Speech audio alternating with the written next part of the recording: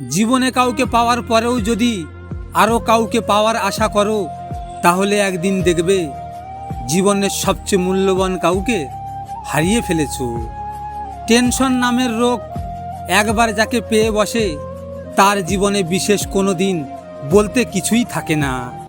নিজের স্ত্রীর চেয়ে যদি অন্য নারী আপনার চোখে বেশি আকর্ষণীয় দেখায়, তাহলে ভেবে নেবেন আপনার চোখ শয়তানে পরিণত হয়েছে। কারো ছেড়ে যাওয়াতে আমার কোনো দুঃখ কষ্ট নাই। কষ্ট তো তখন হয় যখন ভাবি যাকে এতদিন জান ভাবতাম, সে দিনের পর দিন ঠকিয়ে গেল আমায়। তুমি আমার জীবনের এমন এক জায়গায় আছো, হাজার কষ্ট দিলেও আমি তোমাকে কোনোদিন ভুলতে পারবো না।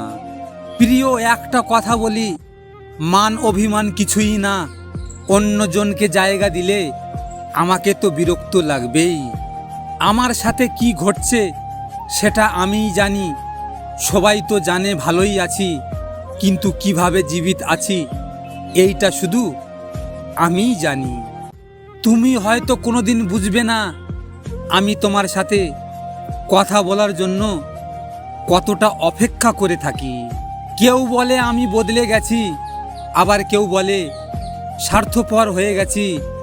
এগুলো কিছুই না বন্ধু। আর ভালো লাগে না মানুষের সাথে মিশতে, রাত জেগে মায়া বাড়াতে।